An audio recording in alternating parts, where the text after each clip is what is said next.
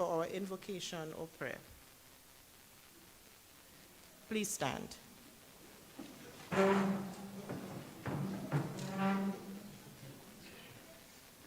Greetings, family of God. I want to welcome you as a family of God, because out of one blood come all nations. So I, Brother Levi, first would like to greet thee in the divine name of our Lord and precious Savior Jesus Christ, who has revealed to us in the personality of His Imperial Majesty, Emperor Haile Selassie I of Ethiopia, as King of Kings, Lion of the tribe of Judah, elect of God. I further greet in the name of the 12 tribes of Israel, which was lost and scattered abroad, and now been reformed by our beloved Prophet God of Jamaica in the year 1968, seeking a universal repatriation to Africa. I further greet it through the Orthodox faith. It is a faith not of rites or rites, but a function of the heart. In plain words, to be born again, which is acquired through a mystical incorporation of the unity between man and the Almighty God. I further greet it through the royal house of David, His Imperial Highness Jacob Asawasim Selassie. I want to first welcome the delegates. Our Prime Minister is not yet here. Mr. Beckers, I should have it right, sorry. Mr. Hilary Beckers, as the Vice Chancellor, Professor. Brother Ali Gale, Chairman of the Grenada National Reparations Committee. Chair Sister, Dr. Lowe, and Laura Travail. So let us all bow our heads in prayer or lift up your hands to the Almighty God, the God of Abraham, the God of Isaac, the God of Jacob, Father of our Lord and precious Savior Jesus Christ. For God so loved the world that He gave it His only begotten Son, that whosoever believeth unto Him shall not perish but have life eternal. Jah. O Lord, our God, thou Most High, thou standest in the heavens, thou sittest at the throne of righteousness and of peace. O heavenly King, the one of peace, the one of joy, the one of life, the one who gives us the strength and energy to walk each and earth every single day. We pray, God, that you continue to protect us and guide us through the struggles of life. I want to wake up the spirit of the ancestors who have struggled for us many, many years ago to keep this struggle on. I pray for the Reparation Committee to continue their good works and to work hard with discipline of honesty, transparency, and accountability. I ask thee in the name of our precious Lord and Savior Jesus Christ. Joe! I would now like you to join with me in saying the Lord's Prayer with reverence. Our Father, who art in heaven, hallowed be thy name. Thy kingdom come, thy will be done on earth as it is in heaven. Give us this day our daily bread, and forgive us our trespasses, as we forgive those who trespass against us. And lead us not into temptation, but deliver us from all evil. For that is the kingdom, the power, and the glory, forever and ever. Selah. Let the words of our mouth and the meditation of our hearts be acceptable in thy sight, O Jah, our strength and our Redeemer, who liveth and reigneth in the hearts of man. I will close some reading from the book of Psalm 87.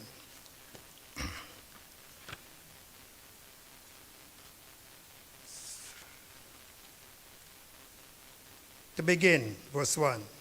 His foundation is the holy mountains. The Lord loveth the gates of Zion more than all the dwellings of Jacob. Glorious things are spoken of thee, O city of God, Selah. I will make mention of Rahab and Babylon to them that know me. Behold, Philistine tied with Ethiopia, this man was born there. And of Zion it shall be said, this and that man was born in her. The heights themselves shall establish her. The Lord shall count, when he writeth up the people, that this man was born there. As well as the singers and players of instruments shall be there. All my springs are in thee. May the Lord continue to bless us and keep us. May his face keep shining before us as we continue the journey of life.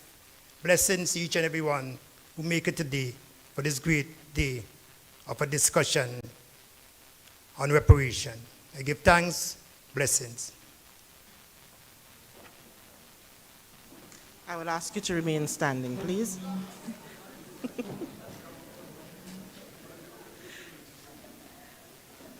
The anthem of, I was told to hold on 1 second, so I'm holding.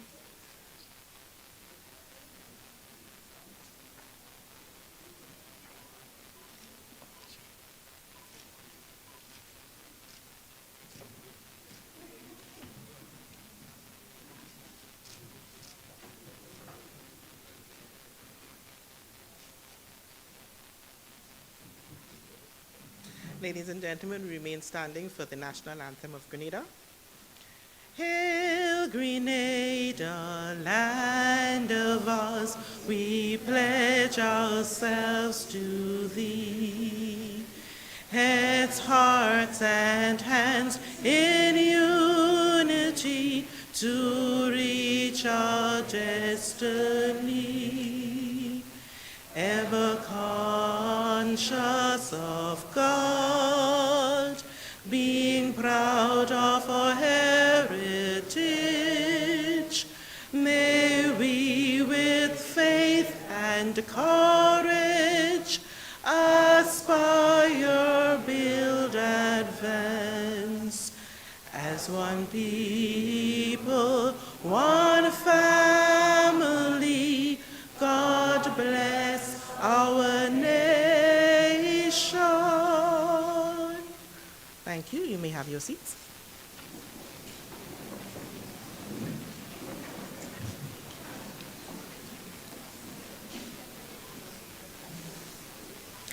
Honorable Deacon Mitchell, Prime Minister of Grenada, Professor Hilary Beckles, Vice Chancellor of the University of the West Indies and Chairman of the CARICOM Reparations Commission,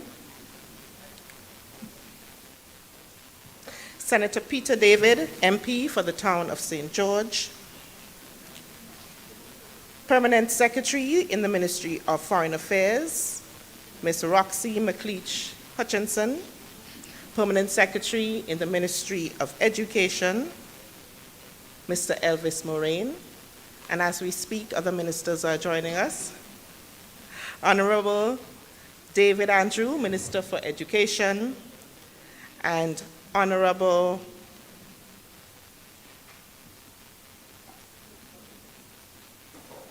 Gaeton Lacrette, Minister for Health.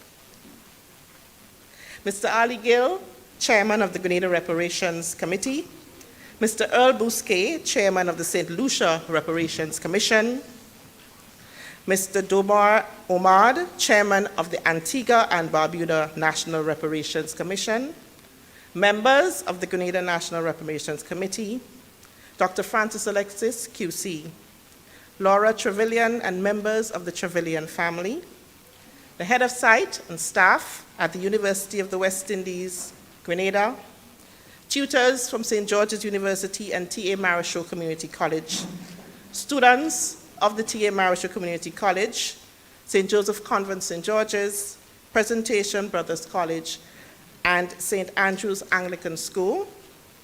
Ladies and gentlemen, good morning. It is my distinct honor and pleasure to welcome you to this morning's proceedings. The concept of reparatory justice has been discussed and debated for decades. Today we are gathered to witness history in the making, a bold step taken by the Trevelyan family, a bold step in the recognition of the role their ancestors played in enslavement, a willingness to make an apology and to provide compensation. The Trevelyan family are trendsetters in this regard. We are truly hopeful that other families will follow their lead, not only in Grenada, but in the rest of the region. We welcome you and we thank you for being part of this historic event. It is my honor to invite Mr. Ali Gill, who is the chairman of the Grenada Reparations Committee. Mr. Ali Gill was once Minister of Culture and also in charge of our carnival celebrations in Grenada. Senator Gill is no stranger to history I think he can boast that he would have taught history at some point in his life. So we welcome our chairman, Mr. Ali Gill, to make remarks.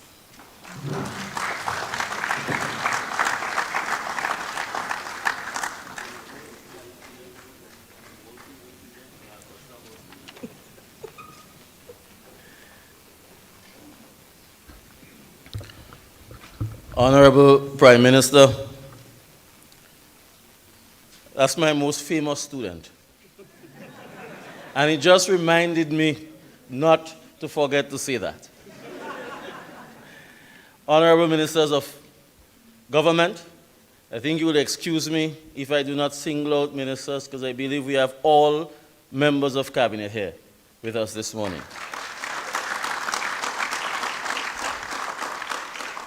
Your presence here clearly demonstrates the government's support for reparative justice, and I just want to place on record our hearty thank you for taking time off from cabinet duties to be present with us this morning.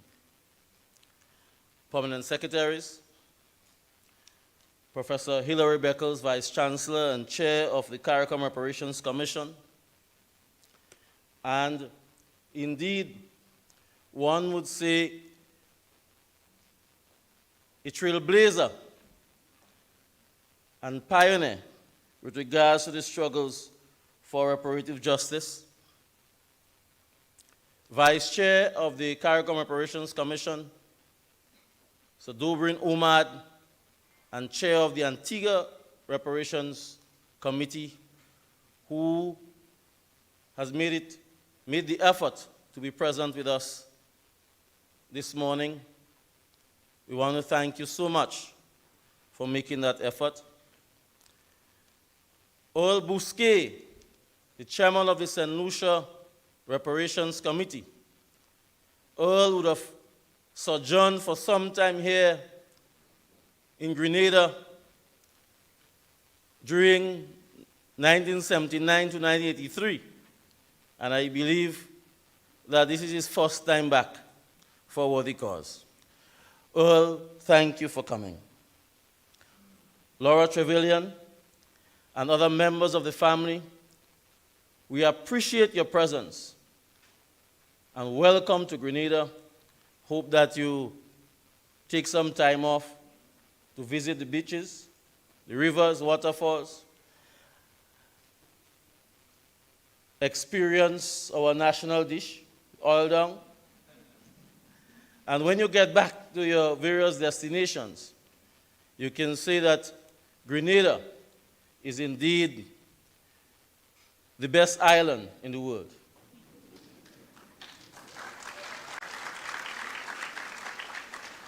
Dr. Francis Alexis, King's Counsel, who continues to give free legal advice to the Reparations Committee and continues to be a rock with regards to this reparative justice struggle. I want to especially salute all the Rastafarian brothers and sisters who are present with us this morning. The Rastafarians, for decades, have continued to carry the torch of black consciousness, repatriation, legalization, or decriminalization of the sacrament of the cannabis, and they have continued to hold true to their faith, despite all of the challenges that they have faced throughout history. And we want to especially welcome our Rastafarian brothers and sisters. Comrades and colleagues all, good morning. I greet you standing on the land of the Kalinago people, the first peoples of Camahon Island. This island and its peoples existed long before Columbus sighted it, and ages before the Europeans invaded and plundered this island in the name of European exploration and resource extraction. Plunder, extraction, and genocide, which financed and fueled the Industrial Revolution in Europe, and specifically to build the British Empire. So today, I honor the memory and legacy of the first inhabitants. The Kalinagos we will never forget. For they were among the first of many casualties of European dehumanization, enslavement, and plunder in the Caribbean region. And as we gather here on the land of the Kalinago people, I stand proudly on the shoulders of our African ancestors, the children, women, and men who were forcibly removed from their tribes, their homes, their villages, their countries, their continent, crowded onto ships like cargo, and forced to endure the treacherous, inhumane, and deadly trip across the Atlantic Ocean. A death trap, if you wish. A death trap of disease, death, and despair. For 400 years, human beings were insured as property. Trading human beings for profit was one of the most lucrative trades of that time. The lucrative trade, colleagues, was nothing less than human trafficking, a crime against humanity. We are here today because millions of our African ancestors survived this perilous journey. However, we must never forget the many Africans, our ancestors, that succumbed to the harshness and brutality of human chattel enslavement. Chattel enslavement, of course, being the worst form of human enslavement. And I would be remiss if I did not remember our ancestors who, in an act of defiance, fought back or chose death over subjugation and enslavement by making the floors of the Atlantic Ocean their burial ground. Today is a day of remembrance, a day to remember our ancestors and their descendants. And it is finally a day of recognition of the harms of slavery and a moment of global reckoning, a moment of reckoning that is long overdue. So if you remember anything about today, I hope you remember these 3 points. 1, this apology and financial commitment from Laura Trevelyan and the family should serve as a clarion call to other families, institutions, and governments in Europe to acknowledge their wrongs, apologize, and commit to repairing the harms done by the ancestors.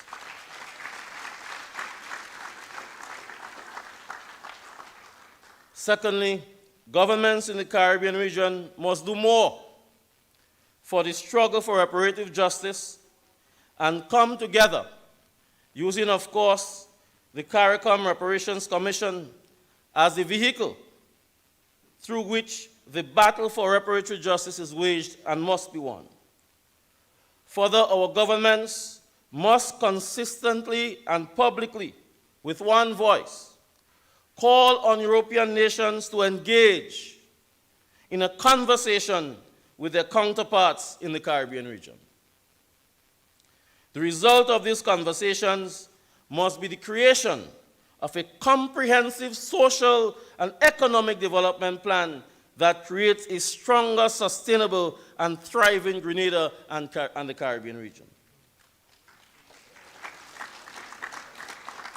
Thirdly, this fight for reparatory justice is our fight. The topic of slavery and reparations should and must be part of our school's curriculum, from primary school through university, because it is only through education rooted in truth about our past, our present, and our future that we will truly liberate ourselves from the lies and falsehoods that we have been taught. This movement for reparatory justice must utilize our education system as a place to achieve true liberation. I call it education for liberation. Colleagues, this is the beginning of a process, or a part of a process, that is undergirded by truth, transparency, and repair. The truth of the matter is that for 400 years, Europeans, including the Trevelyan family, benefited from the inhumane and illegal trafficking of human beings for profit and generational wealth building.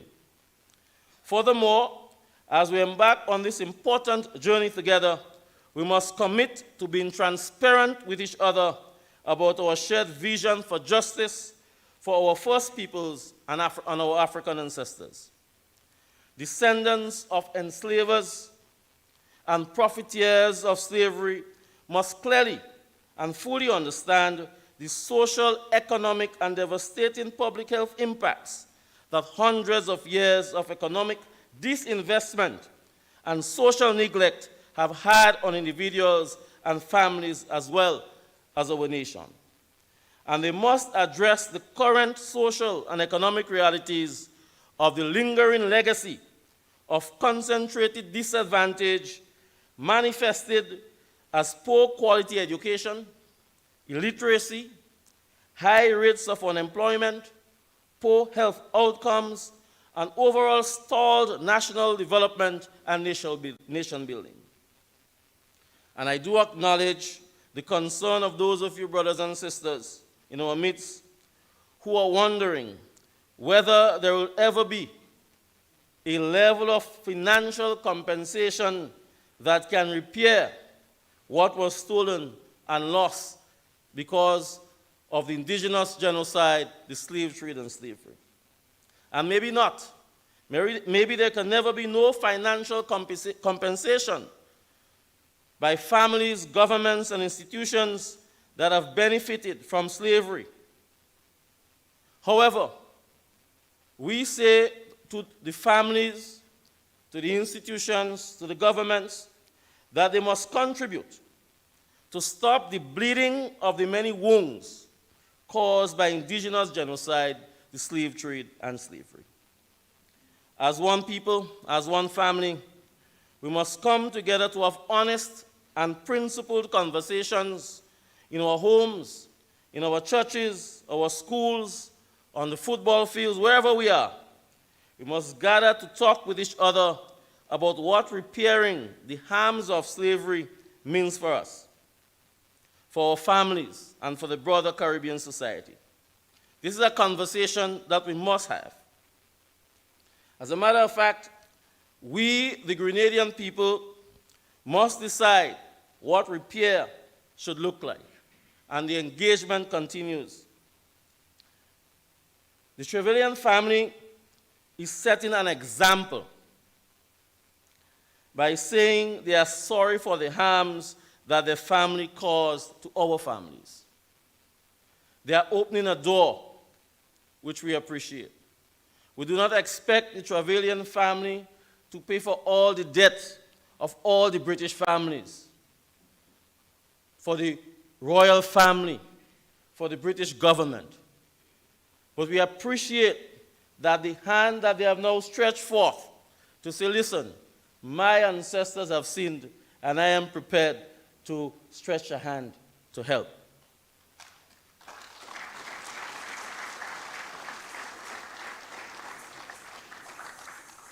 To the government of Grenada, we have all of them. The cabinet meeting is now at the Trade Center Annex.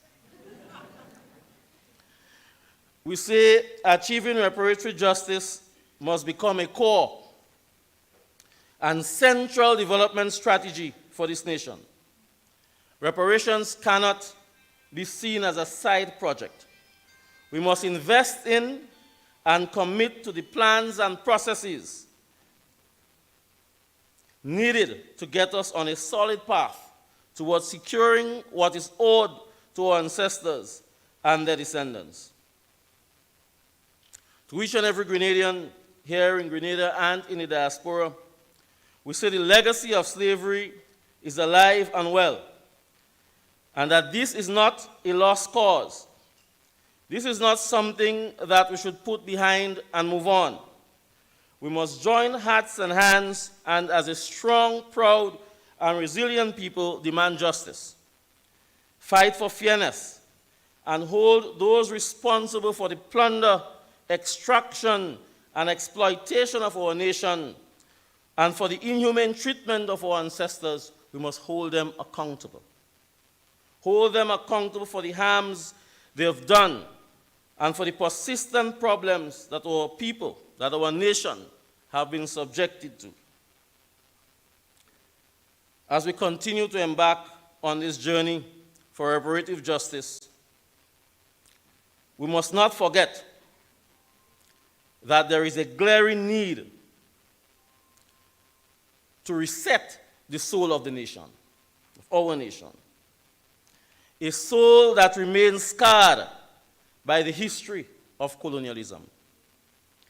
It is for this reason that the Grenada National Reparations Committee continues to lobby our government to transform the monumental landscape of our country by renaming our streets, our schools, and other national institutions, renaming them after outstanding Grenadians or even outstanding Caribbean nationals that have contributed significantly to our civilization.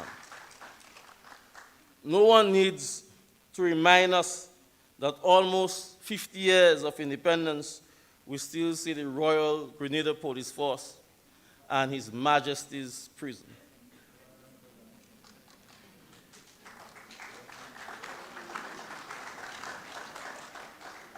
So, Prime Minister, members of Cabinet, we must also engage in a national conversation on the issue of republicanism. A conversation on Grenada becoming a republic and moving away graciously from the English monarchy as head of state must commence in earnest.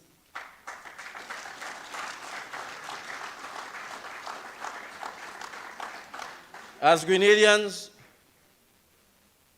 we are very aware that on 2 occasions we went to the polls to vote yea or nay for the Caribbean Court of Justice to be our final appellate court. On both occasions, we said nay. This issue of the Caribbean Court of Justice is worth revisiting, for it is not merely a legal issue. It is an issue that goes fundamentally to the ideals of an independent nation, growing, maturing, and defining itself. It forms part of the definition of who we are as a people. It is these issues that will nourish the very ethos of Grenadianism. Colleagues, friends, family, comrades, as I have said before, today is a continuation of a long struggle for justice for our indigenous and African ancestors. And we commit to working hand in hand, governments and individuals, fisher folks, farmers, students, teachers, Rastafarians, public servants, all. Let us never forget, we may not all be perfect, but we are all sacred. It is in remembering the sacredness of our ancestors and descendants as human beings, created in the own image and likeness of God, superior to no one, and certainly not inferior to anyone, worthy of dignity and respect, that we will fight until justice is served. We shall, on this issue of reparative justice, we shall move forward on our feet and not on our knees. The struggle continues. Thank you.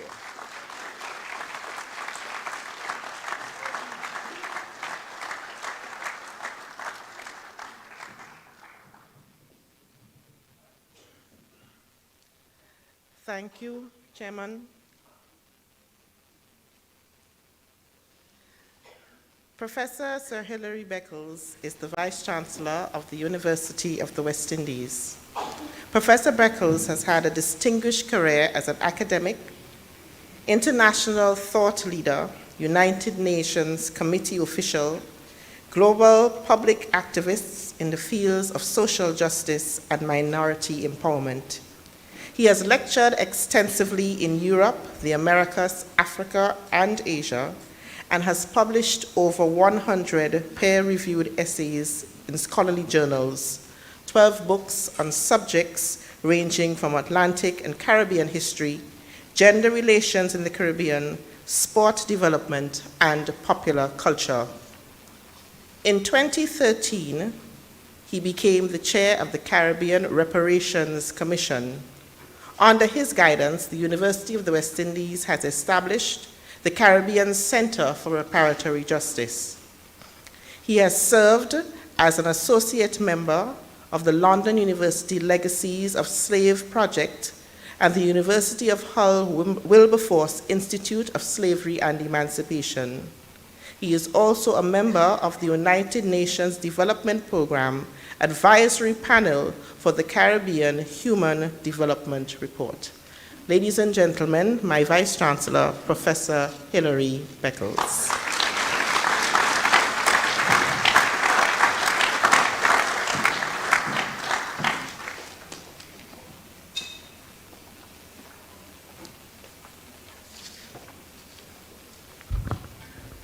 Thank you, Madam Chair.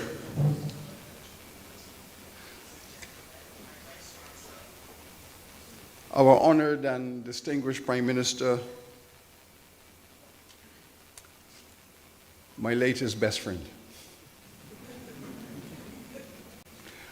Other distinguished members of the Parliament of Grenada, my colleagues in the Reparations Commission, the CARICOM Reparations Commission, and the Grenada National Reparations Commission, our guests, the Trevelyan family, Laura and her family, my UWI colleagues, members and citizens of the Grenada community and society, and I see a lot of school children here this morning. Special welcome to you. I assume you are future UWI students. And,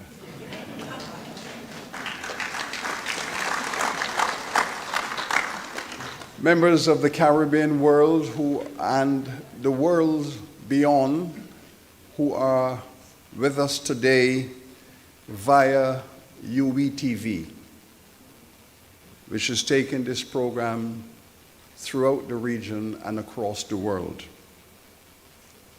Very good morning, everyone.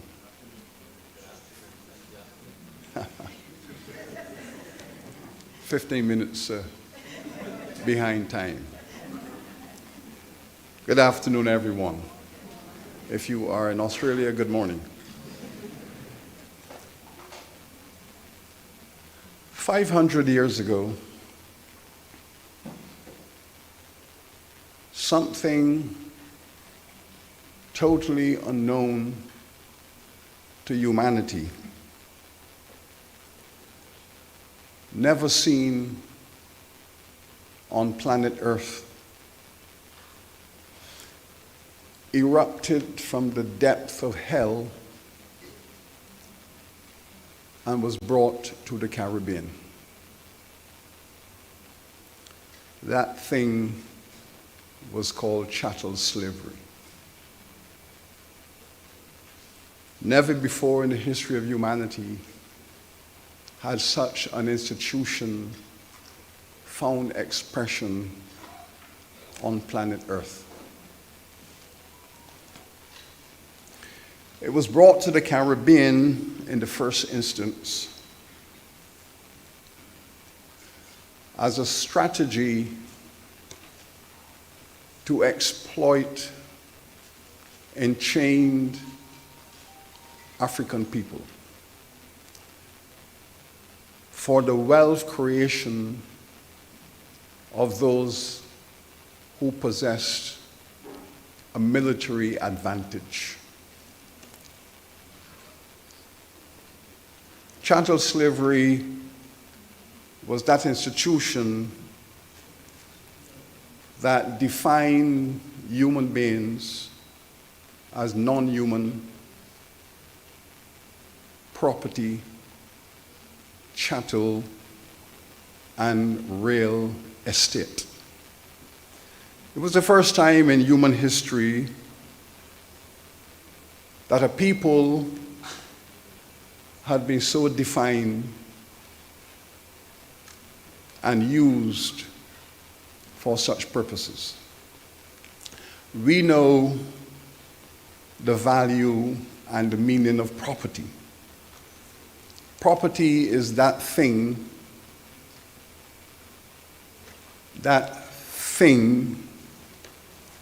which you could buy, you could sell, you could mortgage, you could lease, you could rent, you can use as currency.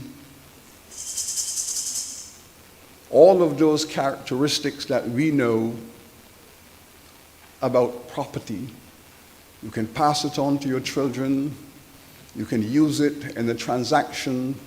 All of those characteristics of property were applied to African people.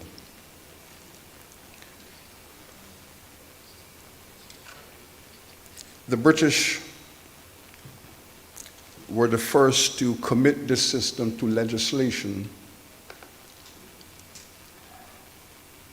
And as early as 1636, and then later in the slave code, the British slave code, 1661, Africans were deemed to be non-human.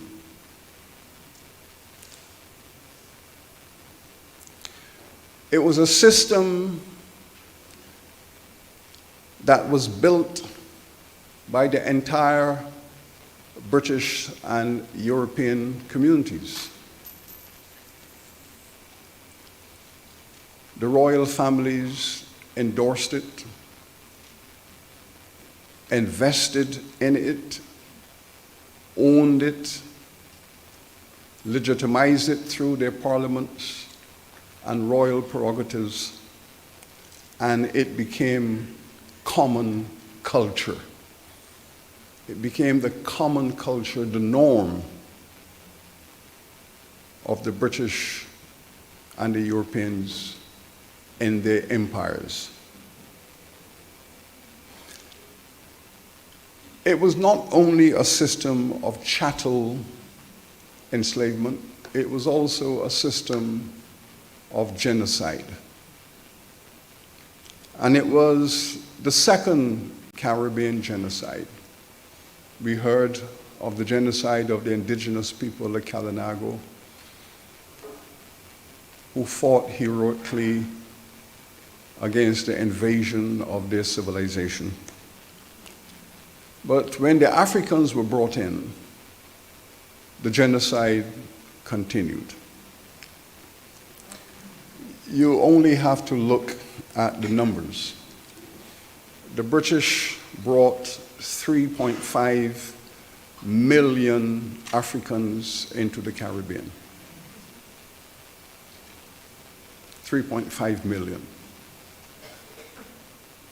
At emancipation, there were 600,000 remaining. How do you reduce 3.5 million people down to 600,000? It was the economics of the system. The economics of the system dictated that it was more profitable to buy an African on the auction block, use that African intensively for 7 to 10 years, work that African to death, and replace that African. The expectation, therefore, was the investment, 7 years of wealth extraction, and the replacement of that person. In other words, the economics of the system did not support the concept of an old African. Old age aging. The system saw that as a cost.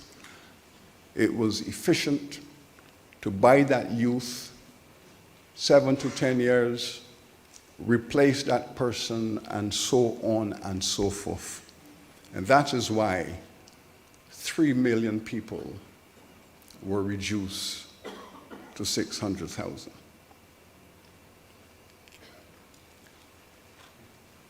The Caribbean system was the most brutal social organization known to man. There was nowhere in the world were any people exposed to such a structure. It was indeed unique and historic. We are honored here to be hosting the Trevelyan family in the Spice Isle. The Trevelyan family were leading architects in this system. They were among the greatest beneficiaries of this system. They were among the leading advocates of this system, and Grenada was the place from which their enrichment took place.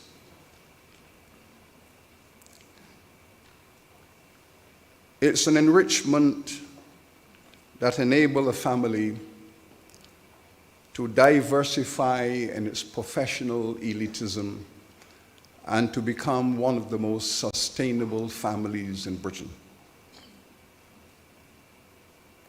It's a family that at emancipation was in the ownership of just over 1,000 Grenadians, slaves, for which they were compensated at full market value. That wealth from the compensation enabled the family to consolidate and launch its future into today.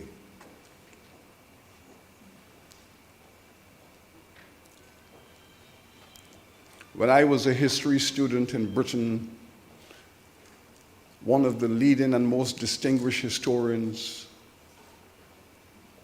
that dominated the writing and teaching of history was Sir G.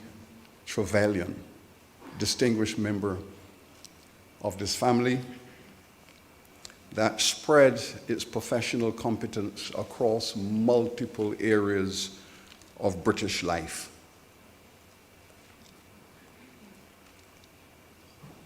This family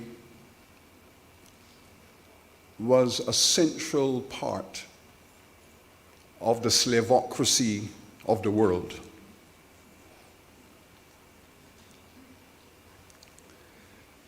It's a family that used its formidable intellectual and professional achievements to generate enormous wealth from slavery,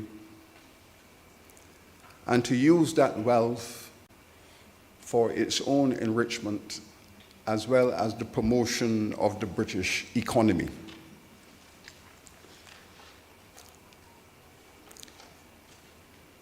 The resistance to the slavery and the genocide was everywhere. The African people across the Caribbean fought, ran away, resisted the best they could against this evil. This resistance was also a critical part of their mortality. The British were among the most creative of the Europeans in finding strategies to punish Africans in resistance. I am currently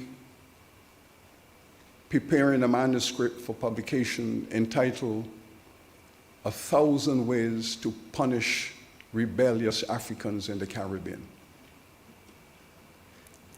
The ones you know are the common ones. You cut off their hands, you cut off their feet, you burn them in oil, you rape the women, you sell the children, you put them in cages. These are the ones you know.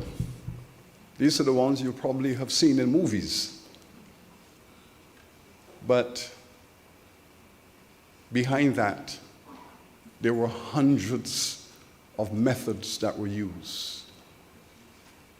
Those methods have been so well documented, it is not difficult for us to research them. And it would be remiss of me not to speak of this matter from the perspective of gender. You cannot speak about slavery without speaking specifically about women, the women who were enslaved. Because the experience in slavery of men, black men, was fundamentally different from the experiences of women. And we cannot gloss it over by speaking about slavery. There were two slaveries. Let us look at the women so we understand where we are with this system. The system of chattel slavery was built upon the identity of the woman. The woman was the carrier of the status. The black woman was the carrier of the status of slavery. A child, a black child at birth, took its status from the mother. That was the law. If the mother was white, and if the father was a slave man, that child was born free, because a white woman could not give birth to a slave child.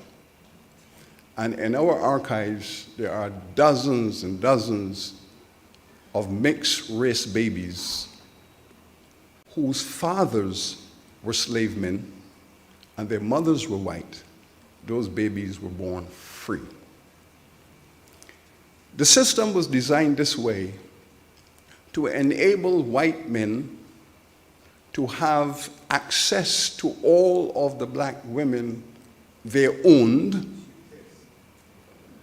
and by raping and impregnating black women, those babies were born slaves, so they could not have a claim on their father's property.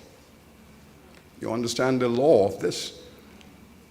So the white man protected himself from the claims of his mixed race children by legalizing that those children were born slaves and therefore could not litigate against their father's property.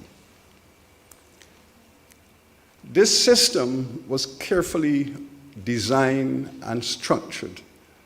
So a black woman, therefore, could not be raped, because you cannot rape property. You cannot rape property. And the black woman was what was called perfect property. Now, what is perfect property? You buy it, you could rent it, lease it, mortgage it, sell it, and you could rape it. all of the characteristics. And importantly, when a black enslaved woman gave birth to a child that was also a slave, when that child reaches the age of 14, 15, that child had replaced the investment cost of the mother. So you go to the harbor, you buy a black woman off the auction block, bring her back to the plantation, you pay 30 pounds for her. Her child reaches 12, 13, the child is now worth 30 pounds. So the mother has replaced her costs. All other children are now what you call perfect investments.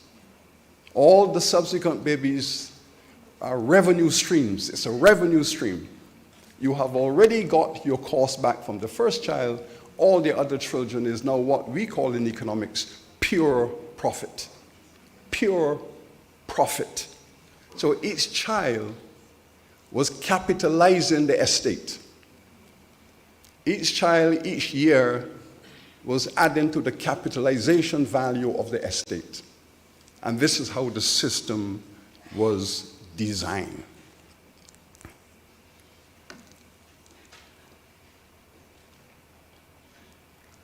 The Trevelyan family has risen up 1,000,000 miles to be here with us today. While the Trevelyan families is meeting with us today to speak about this history, to reflect upon this history, next week arriving in Jamaica to continue this conversation, we have invited at the university next week a cohort of 15 African kings and queens, 7 kings and 8 queens, to come to the Caribbean to talk to us about what slavery did to their royal families, how they survived slavery, how they were implicated in some of the legacies of slavery. So today, we are having this conversation with British descendants of enslavers. And next week in Jamaica, this week in Jamaica, we are having that conversation with the other side of the equation. The Africans are coming to the Caribbean. The kings and queens whose societies were ravished by slavery, they're coming here to talk about what slavery meant to their African world. We are in the 7th phase of the reparations movement. From the moment chattel slavery was built in the Caribbean, the resistance started and the reparations movement began. We have looked at the various phases of the reparations movement. In the 1830s, when the Trevelyan family and other families were receiving their reparations, the enslaved people also called upon the British government for their reparations. The 1830s was the beginning of this movement where the emancipated people said, how about us? Is our labor, is our dignity, our humanity that was stripped from us? We are the ones to receive reparations, not the enslavers. But the enslavers dominated the British Parliament. They were the legislators. So the enslavers raided the British treasury of £20 million to pay themselves. It was the largest single expenditure ever undertaken by the British Parliament to compensate the slave owners for their lost property. It was 40% of the national expenditure for that year. One act, 40% of the expenditure of a nation paid over to the enslavers. The enslaved received nothing. In fact, when the enslavers asked for their reparations, the British Parliament told them, you should be grateful that we are giving you freedom. Take your freedom and be quiet. That was the posture. And there were many people in the British Parliament, people like Buxton. There were many people in civil society, people like Clarkson, who were saying, to compensate the slave owners is a crime greater than the crime they had already committed. It's a crime to compensate them after they had committed a crime. You do not give a bank robber a reward for his robbery. Why are we compensating the slave owners? It's the enslaved who should be compensated. And that was debated in the British Parliament, and the British Parliament rejected that perspective and compensated the slave owners. So here we are now in another phase of this movement, because we never gave up as a people. We heard reference to the role of the Rastafari. From the moment those Africans returned from Ethiopia, having gone to fought against the fascism of the Italians, and they returned to the Caribbean and began the Rastafari movement, they began to speak about African history, African culture, African dignity, and reparations.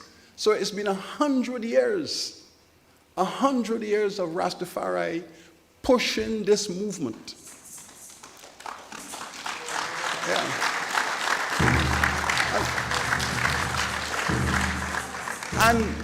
And we know this to be true because we know our history. The slavery had left behind the scars, the reduction in the love of blackness, the diminished respect for Africanness. All of these things were part of that white supremacy system that left many black people ashamed of their Africanness. It was the Rastafari who demanded the restoration of those identities, and quite frankly began to teach us all how to respect who we are and how to fight this legacy.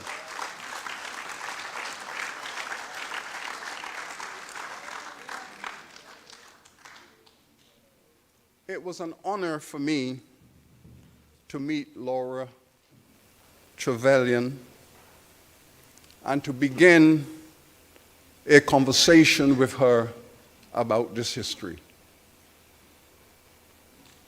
A critical moment was when Laura organized a town hall meeting with her entire family.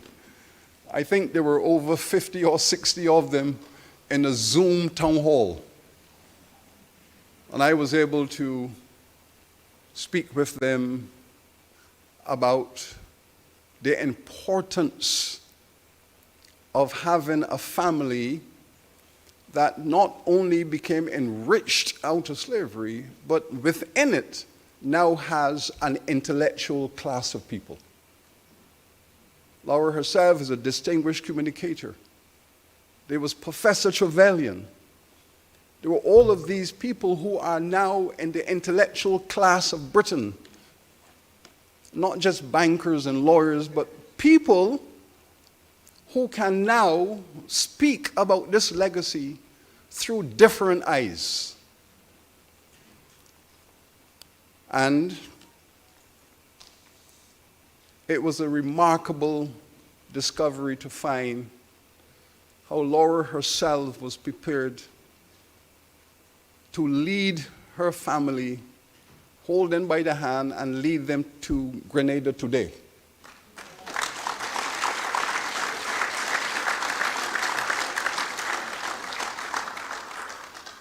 These are developments that are transforming of the world. These are developments that require courage and commitment. To look into your history, your past, and to recognize that a crime has been committed, a crime that has led to your own enrichment and privilege, and to be able to say, this was wrong. It was inhumane. In the emancipation debate in the British Parliament, those who were trying to end slavery argued in the Parliament that slavery was not just a sin within the Christian theology. It was not just immoral in normal social culture, but that it was criminal. It was a criminal system to take a human being, possess their labor as your labor, have that labor without the support of that person, and use that person's labor, which you are stealing from that person, their labor, and taking that labor you have stolen for yourselves and deprive that person of the fruit of their labor. Every human is entitled to the fruit of their labor. That was the argument which was used to say that slavery was a criminal system, and all of those who administer it were involved in criminal activity. But for a family to say, we wish to confront this past, and we wish to use the CARICOM Reparations Commission's framework to guide the conversation, where there is an apology, where there is an acknowledgement of a crime, and where there is a genuine and sincere desire to participate in an act of repair.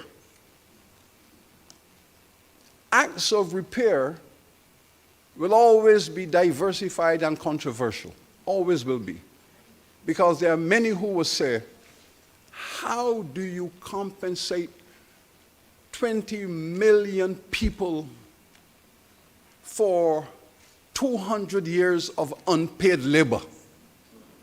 And this is what Sir Arthur Lewis said in his famous book, 1939, Sir Arthur Lewis. And I want to say, Sir Arthur Lewis wrote that book, Labor in the West Indies, when he was 24 years old, in which he argued that Britain had 200 years of free labor from 20 million people in the Caribbean. How do you put a value on that? The value of that is seen in the industrialization of Britain. That's where you see it. When you drive through Birmingham City, Manchester, Liverpool, you drive through the industrial complex of Britain, that is where you see the input of 200 years of free labor from 20 million people. Trillions of pounds of value. But the reparations movement have said that Britain owed the black people of the Caribbean this debt. And we are saying that the only way this Caribbean is going to rise up and find that level of competitiveness in economic reform, economic restructuring, is when Britain acknowledges that it has a debt to the Caribbean and it must work with the governments and the private sector.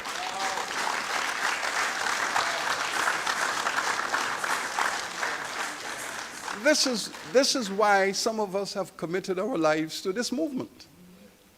Because we know that the Caribbean is going to flounder in the decades ahead, despite our best efforts. And don't think that we have been sitting around on our laurels waiting for handouts. We're not talking about that. We are saying that when Britain gave these countries their independence, Britain left these countries in a total and complete mess having extracted the wealth, suck them dry, and leave them like that.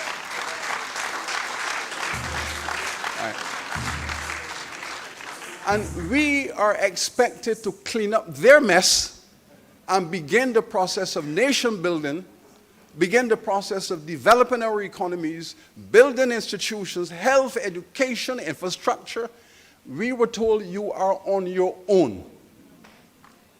And that is what nation building has meant to us in the Caribbean, that we are on our own, having been the site of wealth extraction. Some of the statistics are terrible. I have looked at Jamaica because it's the largest of our societies. In 1962, they signed off, told Jamaica you can have your independence and go. And 80% of the black people could not read or write. How do you begin to build a nation if 3/4 of your people cannot read or write after you have dominated them for 300 years? And Britain took Jamaica in 1655. And between 1655 and 1962, 3/4 of the black people cannot read or write. And then you give them independence and say, go and develop. Now, I believe that we in the Caribbean have done magnificently to take that mess we inherited and build out stable democracies.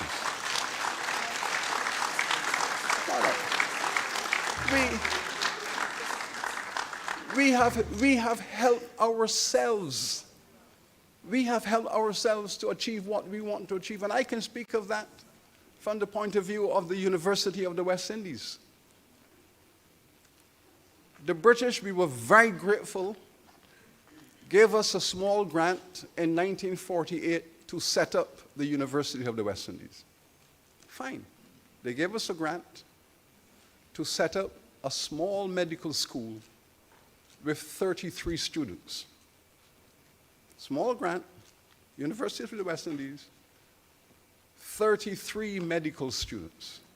And that's how we started. We were appreciative of that grant. We were appreciative of that start. But look at it now. 55,000 students scattered across the entire Caribbean. 5 campuses ranked in the top 1.5% of the best universities in the world. Now,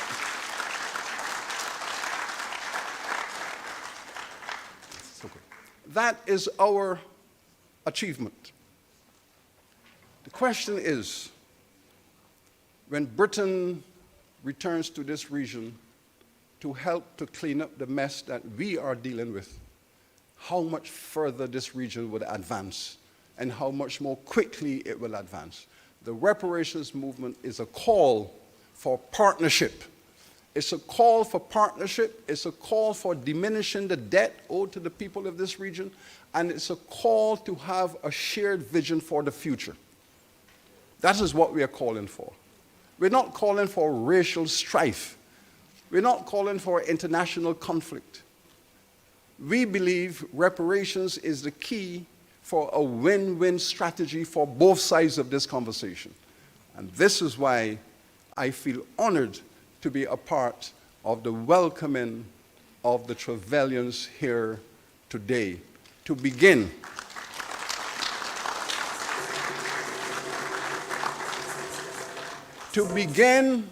in a small but powerful way, this journey of conciliation, this journey of partnering, and this journey of having a shared future for everyone. We know the legacy of slavery here in Grenada. We know the legacy. All of us can see it. The poverty, the lack of competitive industries that require technology and science to bring them to a higher level. We know all of those issues. The legacy of colonization, we know that.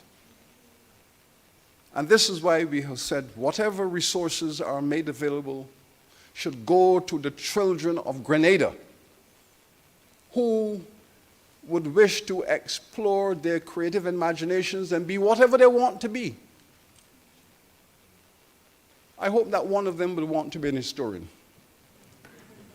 But whatever they want to be, to have some resources available to them, to allow them to be who their ancestors would wish them to be, which is to be upright, dignified, strong black people for the future. That's what we want. Now, I was at a conference in Paris in November, and the French government had said there's a national fuel shortage, so no public building should be heated above 19 degrees.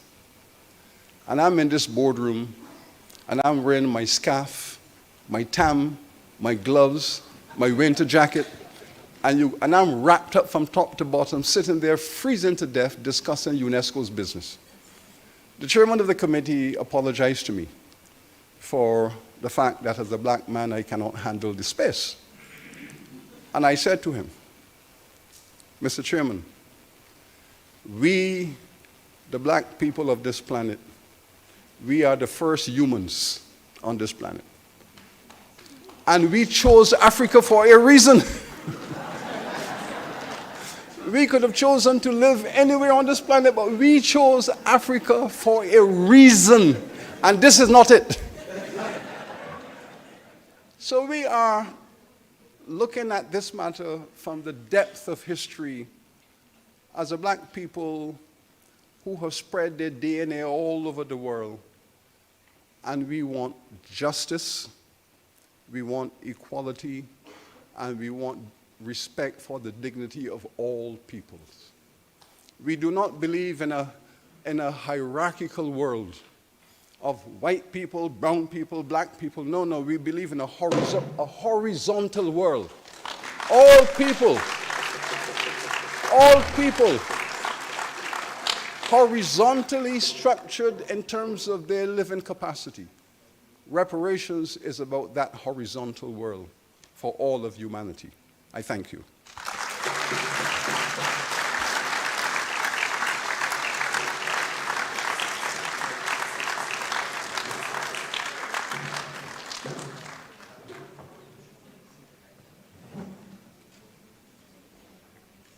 Thank you, Professor Beckles. I would like you to turn your attention, just to look back for 1 second. We have on display the names of the persons who would have been enslaved on those plantations, 6 plantations. You may have seen it on your way in, but this is our way of showing respect to them and acknowledging them.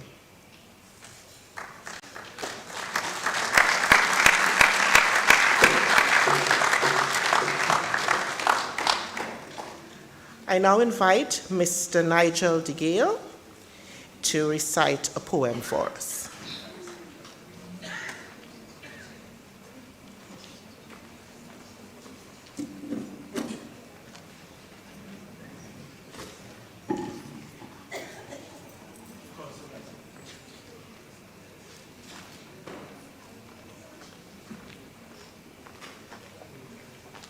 Good day, everybody. I was asked to say a poem, and I heard recite. I cannot remember all those words. So I have my backup on my laptop. Harvest time. The harvest is plenty, but the laborers are few.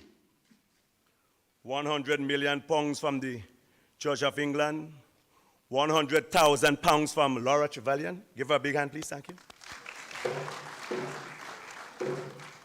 But as far as I'm concerned, I don't want a penny from those who enslaved us, nor a dime from those who enslaved our minds.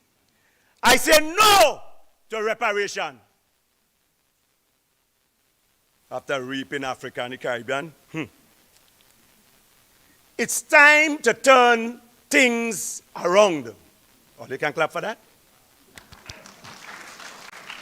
I want to be massa.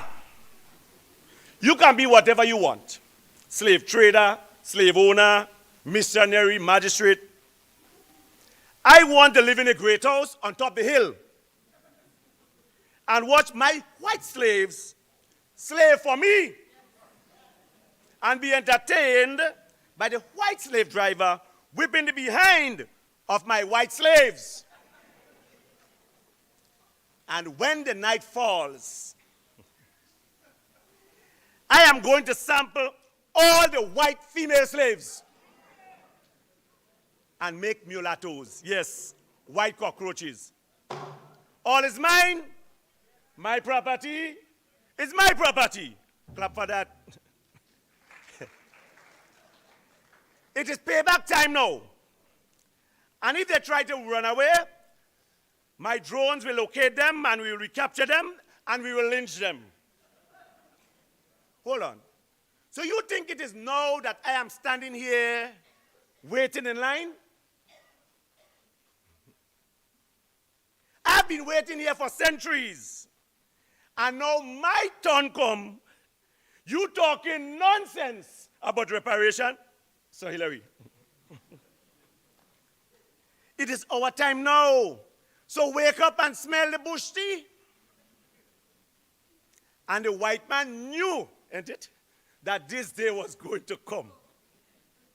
He knew it really well. So he concocted this cock and bull story about reparation. Because he's afraid. And she too. They are afraid of I and I and I and I. Ja! Yeah. I am not afraid to take this stage. I am going to take my place in that great house tonight so that my white slaves will slave for me and make me filthy rich like the Trevelyan's.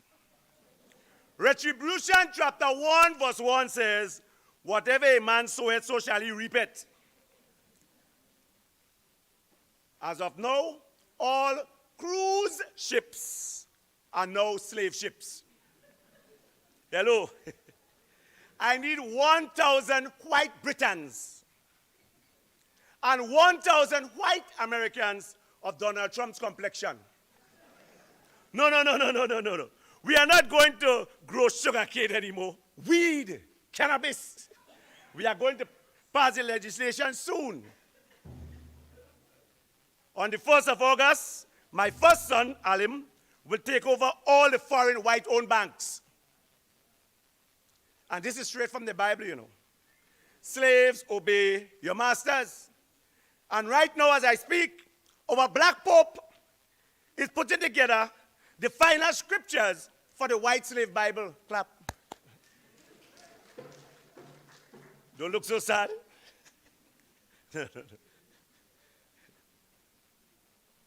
Because this is what they did to us.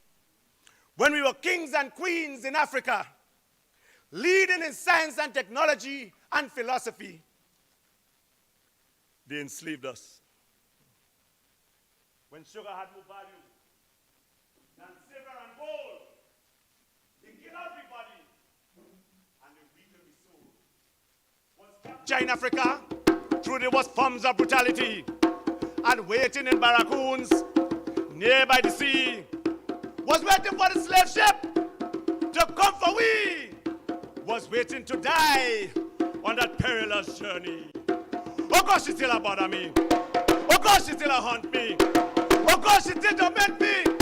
This thing called slavery.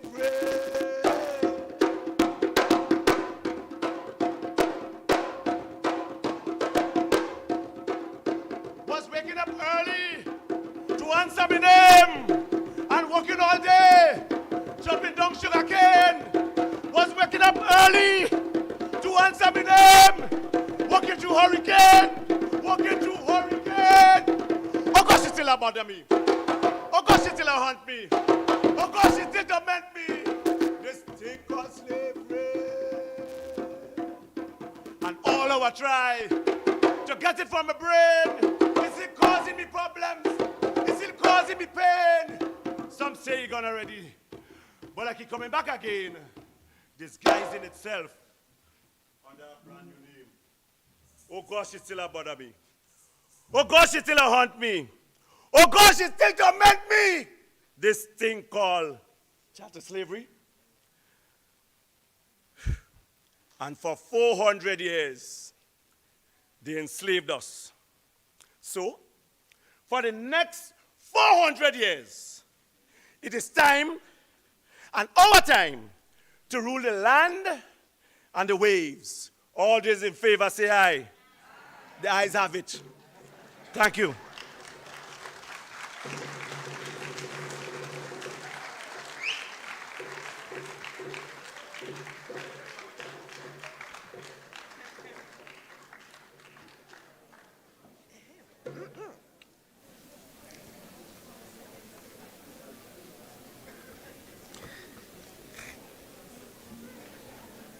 Mr. De Gale for his thought-provoking poem. Thank you.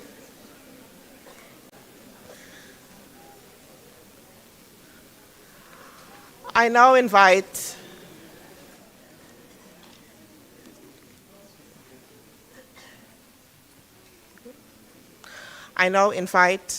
Laura Trevelyan to the podium. Laura has been a journalist for the last 30 years, and she is here with her family to make a formal apology on behalf of her family. Laura.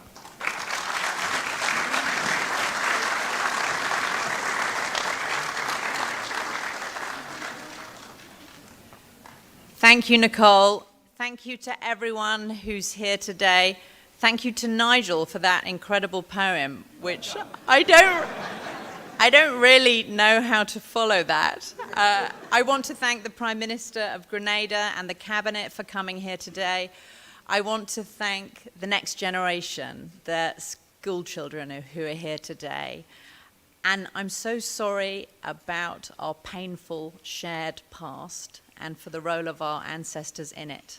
And I just want to say how incredibly moved and horrified all of us have been by the exhibit at the back, which shows the names of the enslaved at the time that compensation was paid to our families. It's the names of the enslaved on those estates in which our family had shares.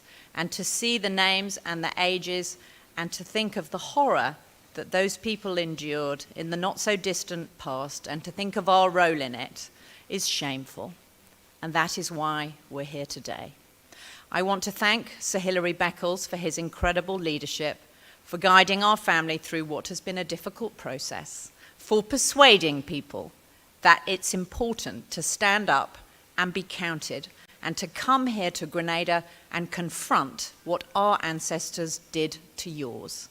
I want to thank Nicole Phillip Dow for answering my email in January of last year, when with great trepidation I wrote to her and said, Nicole, I'd like to talk to you about my family's history as slave owners on Grenada. And I didn't know how Nicole would reply, but she replied, and electronically she said, Laura, I have a smile on my face. And then I knew that it would be all right, that it was okay to take this leap of faith, and that Nicole and Sir Hilary and Arlie Gill, I want to thank everyone who has guided us through this. D.C. Campbell, the Grenadian historical novelist, and his wife Susie. Edwin Frank, who drove us around the island and educated us on the history. To everyone who has been part of this journey, which is just beginning now to go forward, I just want to say this is a first step. We hope, as Sir Hilary said, this is the beginning of something. We can't begin to say that an apology is the end of the process, and we have no idea where this will lead, but I just want to say that I've been encouraged by the number of other British families in the British Caribbean, in Jamaica, for example, who have privately written to me and said, Laura, what your family has done is something that we have talked about doing for years, but we had no idea how to do it. We want to know what your roadmap was. Well, the roadmap began here in Grenada with Nicole Philip Dow, Ali Gill, with Sir Hilary.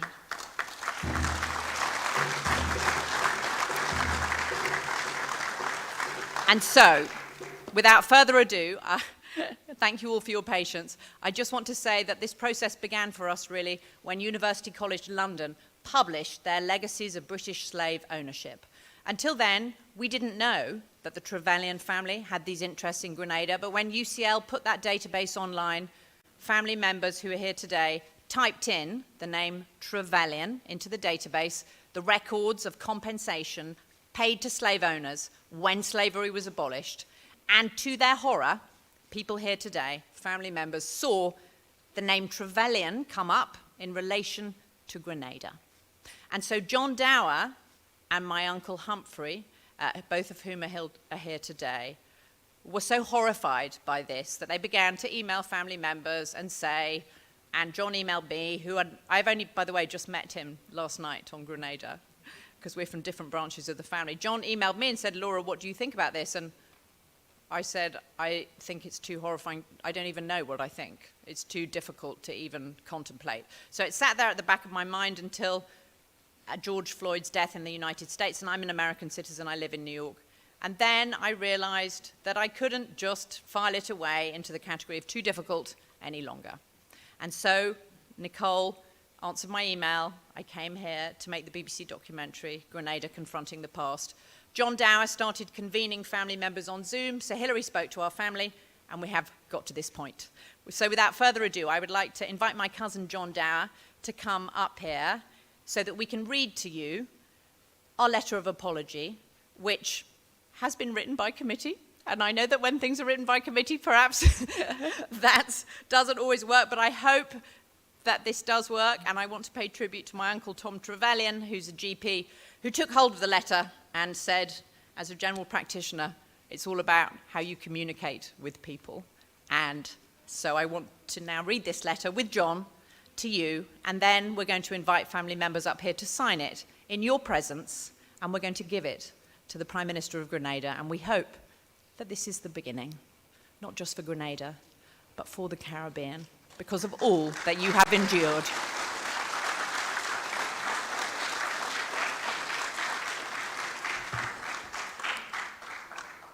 To the people of Grenada, we, the undersigned, write to apologize for the actions of our ancestors in holding your ancestors in slavery on estates which included Tempe, Simon, Requin, La Sagesse, Beauséjour, Soubise, Crochou, Grand Bras, St. Cloud, and Chantilly, part owned by Louisa Simond and Sir John Trevelyan, 4th Baronet of Nettlecombe and Wallington, and later their children in the 18th and 19th centuries.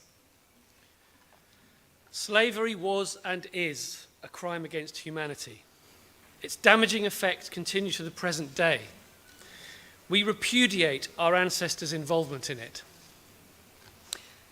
We apologize to the surviving descendants of the enslaved on those estates for the continuing impact on their daily lives, their health, and their well-being. We are grateful to the Centre for the Studies of the Legacies of British Slavery at University College London for publishing the results of their research based on the records of financial compensation paid by the British government to British plantation owners. We urge the British government to enter into meaningful negotiations with the governments of the Caribbean in order to make appropriate reparations through CARICOM and bodies such as the Grenada National Reparations Commission. After consulting with the Grenada National Reparations Commission, Laura Trevelyan, which is me, is making a donation of £100,000 to establish an education fund at the University of the West Indies Open Campus here in Grenada. Details of that fund will be determined by the GNRC in collaboration with the UWI and the Government of Grenada. Other Trevelyan family members are donating money towards bursaries for the UWI Grenada Open Campus Initiative and supporting the Grenada Education and Development Programme, Grenada. Family members also wish to offer their time to ongoing projects in Grenada. This letter has been signed by 104 of the descendants of the part owners of these plantations, 7 of whom are here with us, and I'm going to call them up to come and sign this letter in your presence. So there's myself and Laura, Humphrey Trevelyan, Peter Trevelyan, Tom Trevelyan, George Trevelyan, and Alex Dower. And I understand, Tom, you have the master copy.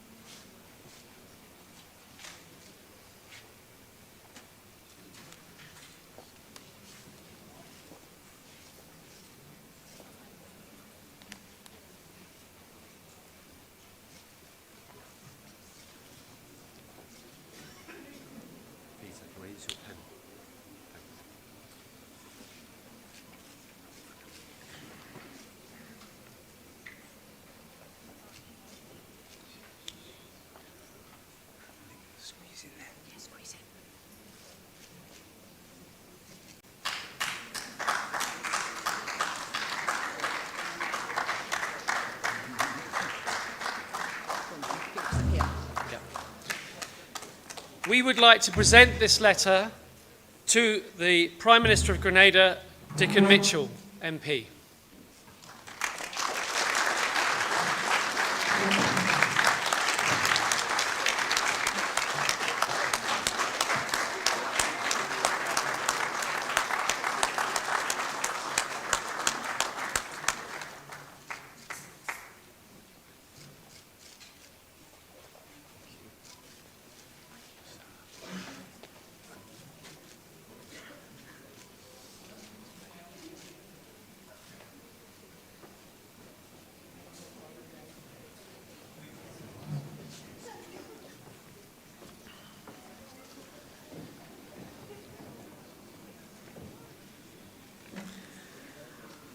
Honorable Deacon Mitchell is the 9th Prime Minister of Grenada.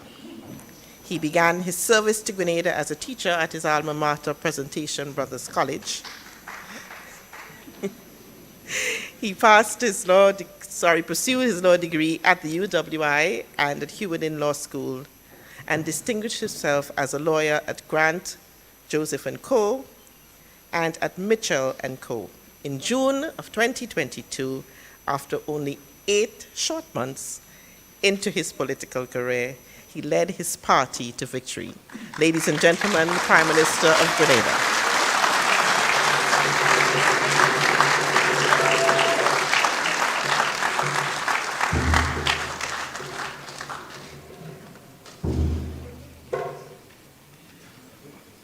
Good afternoon.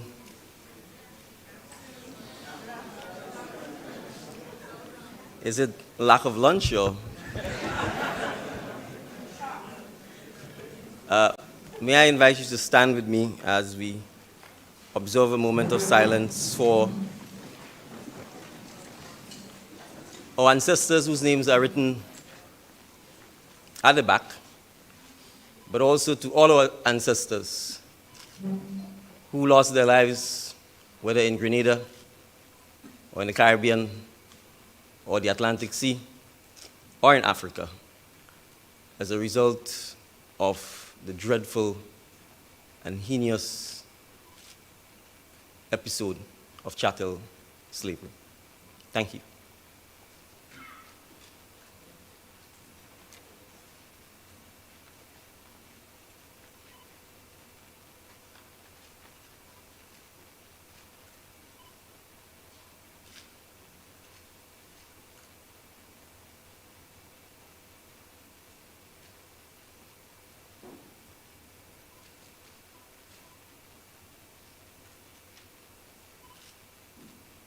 Thank you.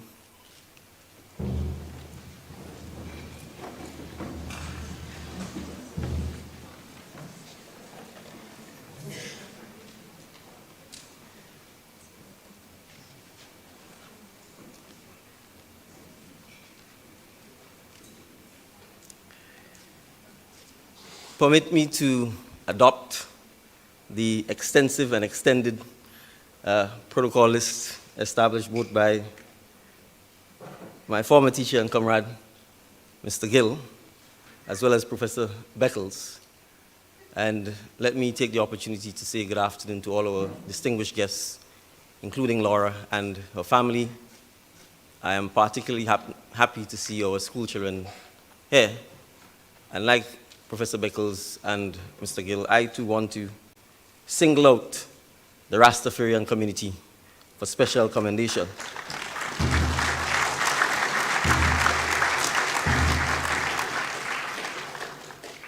When I was in Barbados at the University of the West Indies, I read a book by a Rastafarian lecturer called Rastafari in Transition. I would admit that prior to that, I too, suffering from the legacy of West Indian education, probably viewed the Rastafarian community with a certain level of either disdain or disinterest or apathy.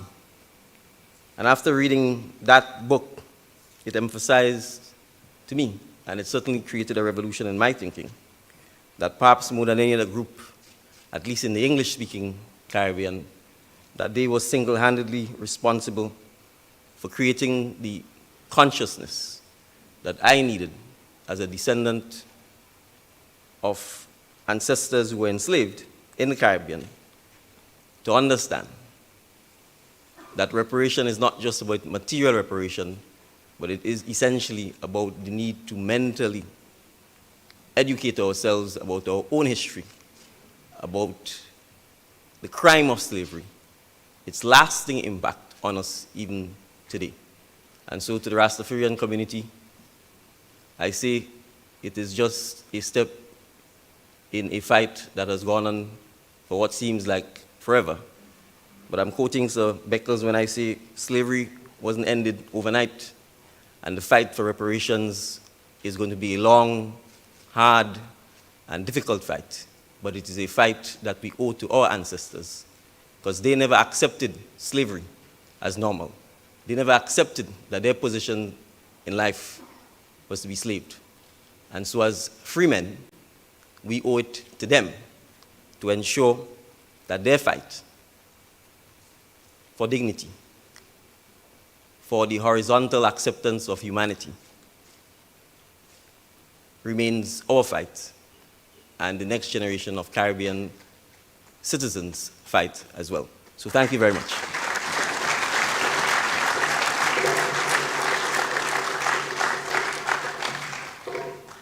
Although I have accepted this apology on behalf of the people of Grenada, and by extension, the citizens of the Caribbean, this apology first and foremost belongs, I think, to the CARICOM Reparations Committee and the Grenada Reparations Committee.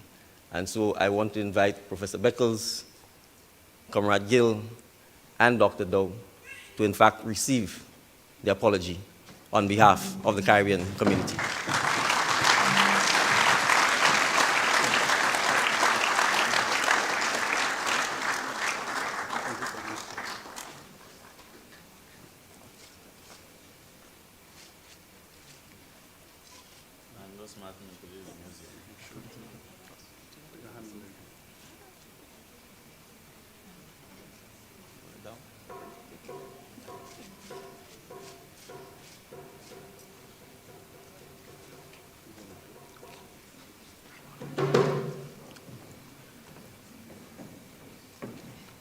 After listening to the passionate and emotional speech of Mr. Gill,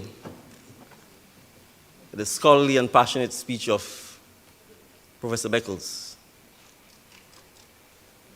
if I had any doubt before that, it no doubt took some singular courage for Laura and her family to find it within themselves to conceive of the need to apologize. Not privately, not remotely, but in person. I think I'm left with no doubt that if my ancestors were part of such a system, that I would be horrified, that I would be ashamed. And perhaps the easy decision would have been to pretend that since I didn't do it, I ought not to take any responsibility for it. So it is testimony to your courage, it is testimony to your bravery, to your willingness to confront what no doubt is a dark and difficult past, that you are here today to apologize in person.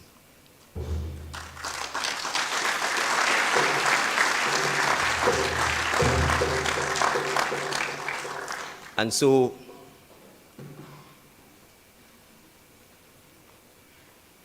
my acceptance of the apology comes from a profound place of recognizing, and since we benefit from the legacy of British colonialism in that the vast majority of us are Christians, we are all seeking redemption. And there can be no redemption if we are not prepared to forgive.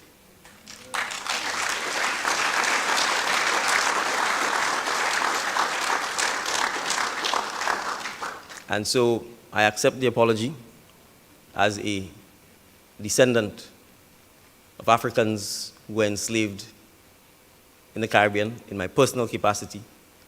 I accept the apology on behalf of the government and people of Grenada, and I specifically accept the apology on behalf of the descendants of the persons who were enslaved on the various estates that the Trevelyan family had an interest in Grenada. I also accept the apology on behalf of our CARICOM citizens as the beginning of a step in the right direction. I appreciate that some of our fellow citizens may see this as tokenism, as an attempt to pacify us, but I am satisfied that sometimes even tokenism is the beginning of the step in the right direction.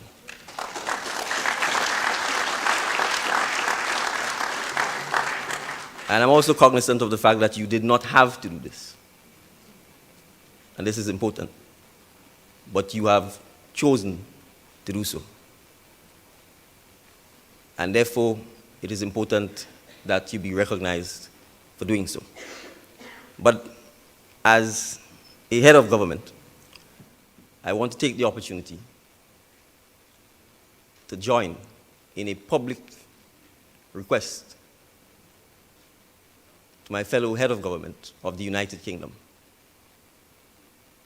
to accept our kind invitation to commence dialogue in an open, transparent, frank, and dignified manner to talk of the need for reparative justice for the citizens of CARICOM.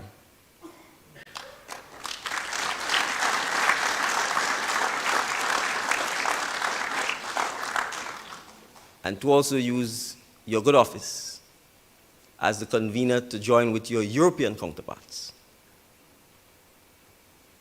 to address this issue with your French and Spanish counterparts in particular. And I make special mention of the Republic of Haiti.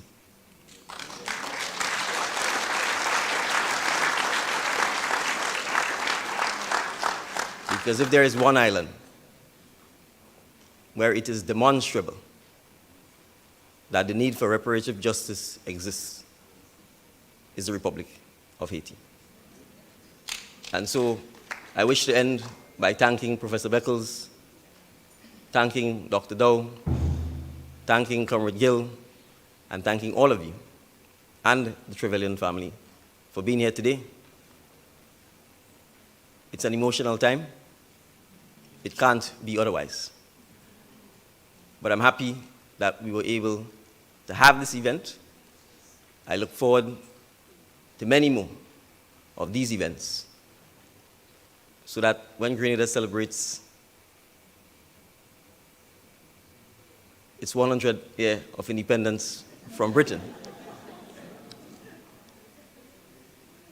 our citizens will point to Sir Beckles, Mr. Gill, Dr. Dow, the Trevelyan's, the Rastafarian community as the persons who led the successful fight for reparative justice. Thank you very much. Have a good afternoon.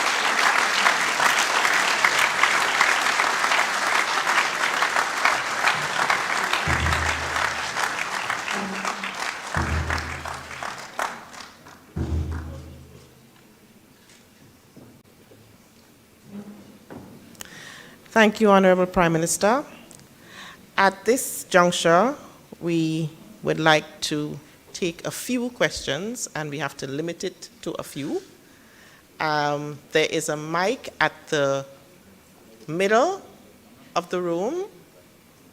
Mr. Oliver is standing by it. So we have one person up. Just 1 second. Before we continue, I would really like a young person, so I'm putting them in the spotlight, from one of the schools, SJC, PBC, Beacon, SAS, if we can get at least one young person to ask a question. We can only entertain about 3 or 4 questions. So, right, good, we have the PBC boy up and running. Wonderful. All right, so you can go ahead with your first question. My first question is for Laura. Welcome. You've written a book called A Very British Family. You were speaking about your family. In the description, it said, "It is a rule that no Trevelyan ever sucks up either to the press or to the chiefs or to the right people. The world has given us money, enough to enable us to do what we think is right. We thank it for that and ask no more of it, but to be allowed to serve it." When you were doing that deep research about your family, did you ever come across that they had owned 6 plantations in Grenada and 1,000 slaves?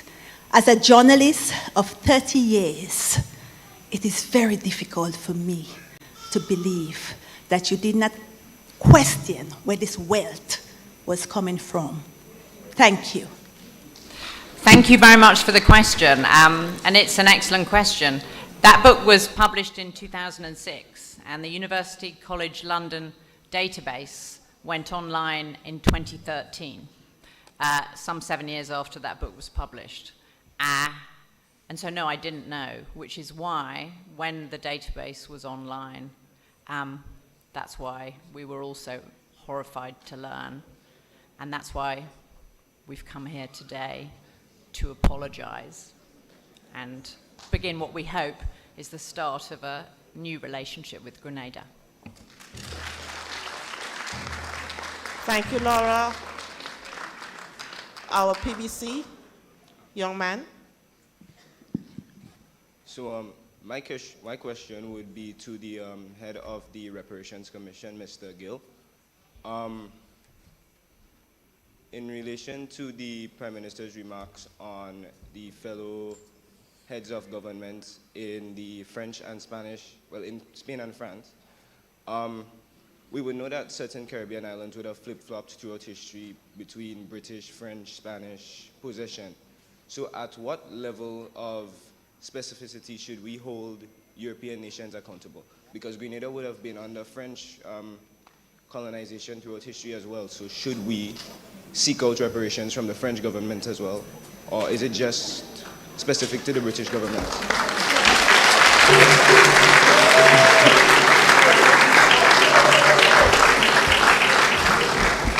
Thank you so much for your brilliant question.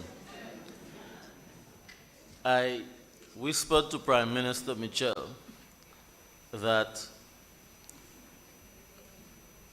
as soon as this program is over, the international press will be calling him for interviews.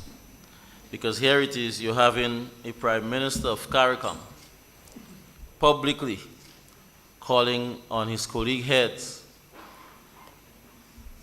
of Britain, Spain, Portugal, France, the former colonial powers. And let us not forget countries like Germany that did not formally colonize, for instance, in CARICOM, but who invested tremendously in slavery and profited, and Switzerland.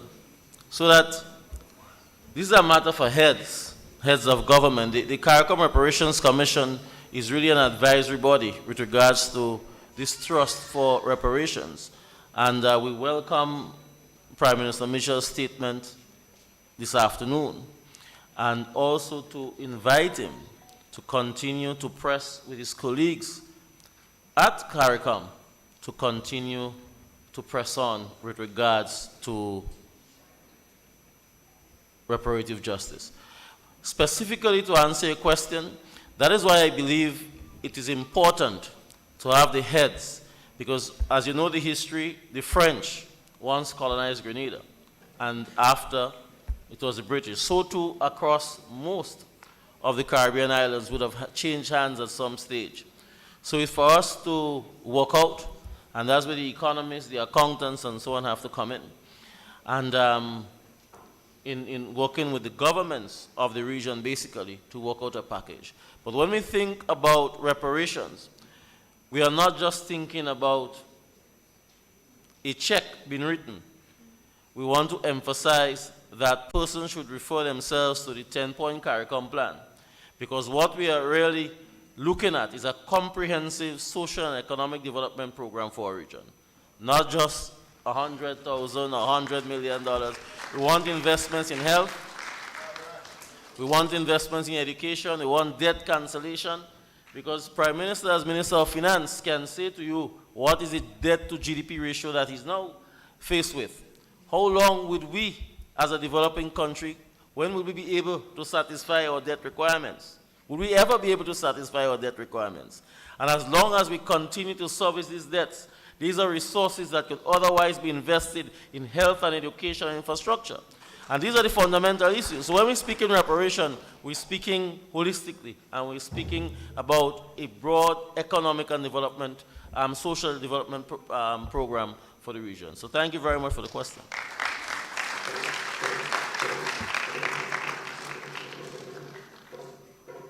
Student from St. Joseph Convent, just before you speak, we have online, we have a question online, so we would like to have it now, please. So we have Dylan Bishop representing the Loop Caribbean News Network. I invite Mr. Deschamps to ask this question. Okay, good afternoon, everyone. My question is a two-part question. And so the first part will be for Laura. Your family is donating £100,000, which is essentially about 3% of the value of your money. It would have received in today's money. So I want to find out from you, why not give back all of the money that you would have received at this essentially with yourself of what is essentially not money? And my second question to the government of Grenada would you be seeking reparations from the descendants of colonized families that still live on Grenada and who are extremely wealthy and have lived when the intersection of the country in their areas? Sorry, could you repeat the second part of that question? I got the first part, but not the second. I apologize. Let me change it. Sorry.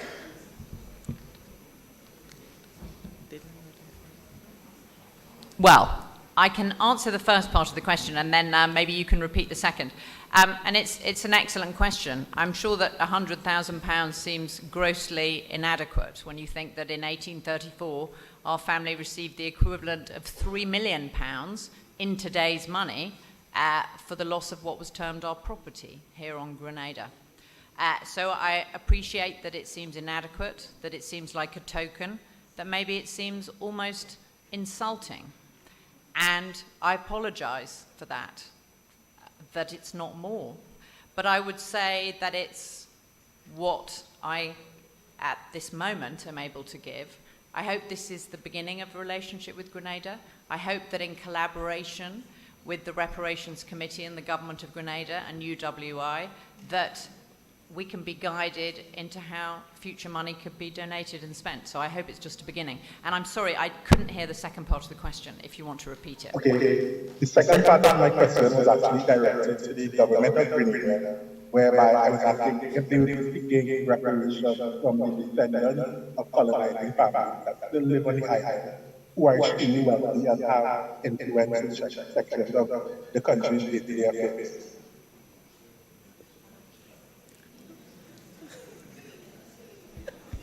All right, I can answer by saying there are no such families, regrettably.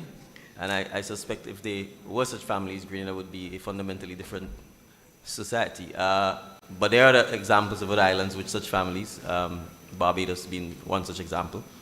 So I can't, at this point in time, obviously speak for the government of Barbados. Thank you. Thank you. SJC? Good afternoon.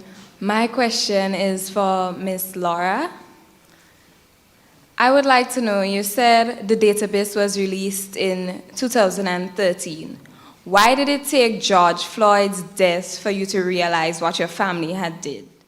Why did it take so long?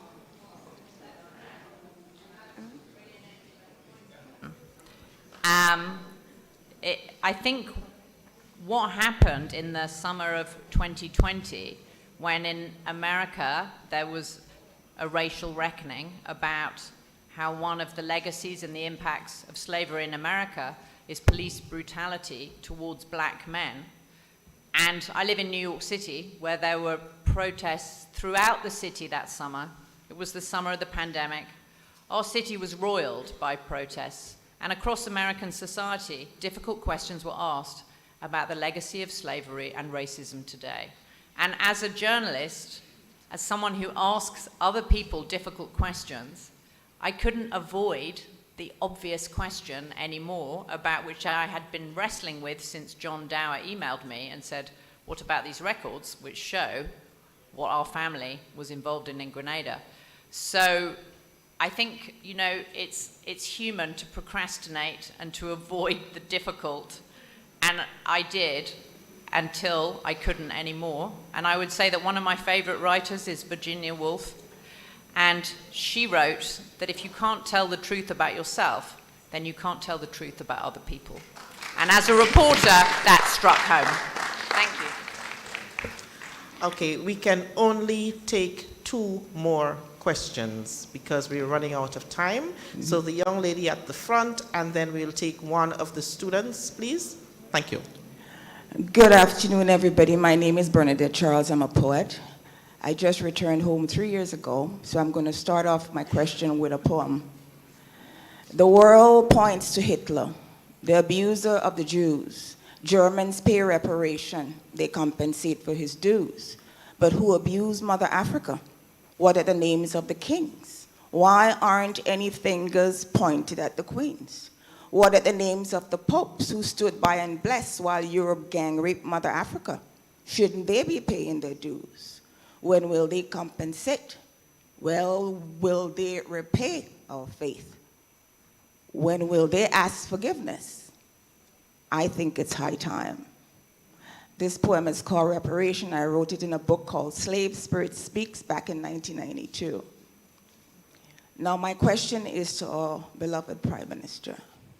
Sir, at your inauguration and the signing of the cabinet, I sat and I saw that we were still pledging allegiance to the Queen and all her descendants. this amounts to the Jews pledging allegiance to Hitler and all his descendants, as far as I'm concerned. When are we going to remedy this atrocity?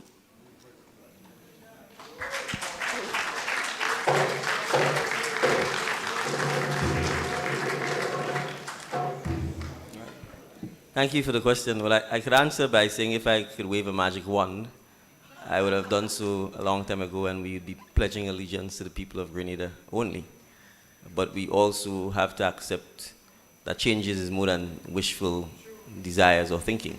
That we, as a people, not me, we as a people, would be required to have the conversation to accept that we do not wish to pledge allegiance to the king, to accept that we do not wish to be part of a monarchical system of government, and then to collectively agree on the steps to change that. Until we are prepared to do so, and I'm saying my part in this is to speak about it, to help lead the process for it to happen, to help have the discussions for it to happen. But as a country, it will take a majority decision via referendum for us to agree to do so. Mr. Gill made reference to the fact that we have, in the past, not even agreed to replace the Privy Council with our own Caribbean Court of Justice. And if this is democracy, and democracy says that the majority wish to have, for example, the Privy Council, then until we collectively get to the point where we say we don't want the Privy Council, then it's the Privy Council. So, when we get collectively to the point where we do not wish to pledge allegiance to the British monarchy, we will do what is required to make sure that does not happen. I am happy, ready, willing, and able to pledge my allegiance to the people of the state of Grenada only. The question is, are we collectively ready to do so? And if we are, we have the majority of the government sitting here. The minority of the government is elsewhere. As citizens, if we put enough pressure on the majority and the minority, since we need a super majority to remove the monarch and to remove the Privy Council, if we as citizens put enough pressure, agitate, protest, call out, educate each other and say it is time for us to end our allegiance to the British monarchy, I am sure we will do so. Thank you.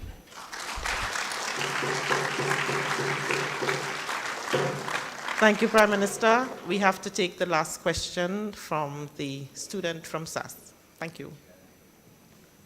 Good afternoon. I have two questions, and they are directed to Ms. Lara. We would like to know how much money was amassed by the family during slavery, and how did they come up with the figures to give us? Next question. That's the two questions.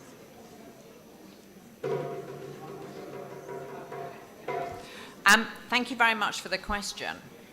The answer is that we don't know how much money was amassed during slavery. We just know the amount of compensation that was paid in 1834, which is the equivalent of about £3 million today. And the answer with regard, I would say there were other sources of family wealth, mining, for example, in Britain. Trevelyan's began as farmers in the west of England, and through a series of marriages, they inherited mining interests in England, and then also, as we learnt, interests here in Grenada. In terms of the figure of £100,000, there are family donations, separate ones, to, as we said in our letter, to Grenada, because family members believe very strongly in education and the right of rural children to be educated. Also to the bursary scheme at the University of the West Indies Open Campus in Grenada. And then my donation of £100,000 is to the University of the West Indies. And here in Grenada, and that money will be determined, the spending of it, by the government of Grenada, the Reparations Commission, and the University of the West Indies. In answer to the question, how did I come up with that figure? I came up with that figure because that's what I, at this moment in time, can afford to give. And I hope, I'm 54 years old, and when I turn 55 in August, that's the moment when I can give this money, because I will actually come into a pension from the BBC. And so I'm taking a proportion of that pension as a cash payment to give to the people of Grenada. But I hope that in years to come, and Sir Hilary is encouraging me to think of this, at least initially, as a 5-year process, a 5-year commitment, with that I will hope to be in a position to give more money. And I hope that this works and that this achieves what all of us here want it to achieve. So I hope it's a first step. But I acknowledge that, given that I can't even tell you how much money our family amassed during the periods of slavery, which, by the way, is from about 1757 all the way through to abolition, so that's many years, so much money. The only hard figure we have is the compensation figure, and I realize that it seems wholly inadequate, and I'm sorry that it seems so inadequate. Thank you, Laura. Okay, at this point, I would invite Mr. Angus Martin to make the closing remarks.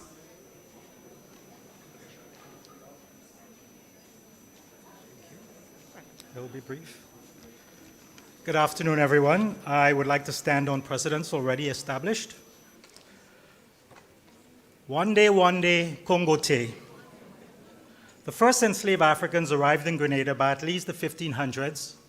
Brought by the Kalinago and Kalina as captives, along with Europeans, they abducted from the Spanish and Portuguese in South America. It is not until the 1660s, however, that the French brought appreciable numbers of Africans as enslaved laborers, thus initiating chattel slavery in Grenada, as tens of thousands of tortured, captive souls would beach upon this alien shore in overcrowded, stinking prison ships across the horrific Middle Passage to banishment, enslavement, and cultural loss. By the 1690s, captive Africans and their children accounted for over 50% and dominated the population thereafter. At least 129,000 captives from across West and West Central Africa were transported to Grenada in the period of the transatlantic slave trade and African indenture. And their impact in Grenada was immense, despite misrepresentations to the contrary. Notwithstanding the determined efforts and continuous prohibitions by the colonial state and established churches to destroy all forms of African cultural practices, beliefs, memories, the enslaved and their descendants made their presence felt in Grenada. Because they were condemned as hewers of wood and drawers of water, it was widely propagated that they made no contributions to the Grenadian landscape. This landscape they inhabited and bore the pain of their enslavement. This landscape they toiled for much of their lives and sustained them invariably for generations. Captive Africans and their enslaved descendants transformed and altered the Grenada islandscape in diverse and multiple ways in the course of their heroic struggles to survive the death trap that was slavery and to make their lives bearable. Their legacy is probably no more visible than in the overwhelming numbers of their descendants who constitute the majority of Grenada's thriving population today, with their African memory traces embedded in the Creole landscape. And for the 2 centuries that they were held as enslaved and indentured laborers, Africans' impact on the Grenada landscape shine through today in its Creole culture. Beautifully embedded in its cuisine, folk traditions, dance, rhythms, language, celebrations, spiritual beliefs, proverbs, forms of association, agriculture, and of course, overwhelmingly, genealogies. The story of captive Africans and their descendants in Grenada remains at the core of the narrative of who we were and who we are, as their descendants are the dominant heirs to the Grenada islandscape, having triumphantly risen from decimated indigenous roots, forcibly grafted onto dominant European colonial foundations, yet sustained by their suppressed African memories to reassemble Grenadian society from shattered histories. They are the poets of oral languages, birthed from many tongues to voice their harrowing stories of survival as resistance. They are the makers and cultivators of provision gardens that fed a nation of malnourished bodies and starved appetites. They are the artists of the cultural landscape where music, dance, tales, folk spirits, and lore congregated in the moonlight to brighten, lift, and mend brutalized bodies and tortured spirits.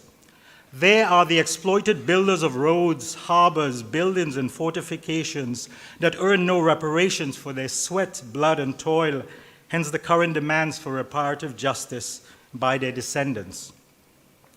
They are the exploited laborers who manufactured incalculable wealth that created personal fortunes for many, still seen today in the British and French countryside, and built foreign cities like London, Edinburgh, Glasgow, Providence, and Bordeaux, but left them and their descendants in this paradisical islandscape that today caters to tourists from these same cities, seeking their place in the sea, sand, and sun. They are the maligned obeah priests whose bush medicines, remedies, and incantations quench thirsting souls and ailing bodies. They are the rebellious few who roam the forested interior defiantly while marooned on inaccessible mountaintops. Theirs are the fragmented genealogies meticulously profiled for their DNA fingerprints that can connect to reimagine or long-lost identities. But above all, they are the ones who survive through their sheer resilience and adaptability to inherit, to fashion, to contest, and to celebrate the Grenadian Creole landscape that abounds today, and which they continually refashion in evolving their changing identities as they learn more of their journeys, of the journeys of those who came before and since. In tribute and celebration to the 1,206 enslaved on the sugar plantations of Bouchejou and Tempe in St. George, La Sagesse and Rocaine in St. David, Crowshoe and Lower Simon in St. Andrew, I would like to share this old Grenadian saying, Wande Congo Te. It was often voiced by someone who felt oppressed or taken advantage of, as a warning that their day will eventually come. They will have justice no matter how long it takes. It probably derives from one day will be Congo's day, with reference to an African from the land of Congo getting his due eventually. I would like to add a thank you to the staff of the Grenada National Museum who helped me fashion the exhibition at the back. I don't want to call specific names because I might leave out someone. It really, when we heard about Laura wanting to do this, we felt that the center of this activity should be the enslaved on the plantations, because this is what this is all about, and the idea of having everybody say their names, because I think we need to do more about teaching Grenadian history in our schools. Grenadians need to know about all of this. And the Grenada Museum would like to invite everybody at some point when we reopen. We are currently closed, but we would use the beginning of this as a slavery and reparations exhibition as part of our reopening, hopefully by mid-April. Thank you very much, and I would like to thank everyone for coming here today and really allowing us to begin this conversation. This is a conversation. It is the beginning, and I really appreciate the Trevilians that give us this opportunity to start this conversation, because I think we sometimes are a little bit behind in the way that we start these conversations. We are sometimes afraid to start these conversations because for various reasons. And I think now we cannot stop. We now know where all of this begins, and we need to take it to the end. Thank you, everyone, for coming, and thank you. Thank you.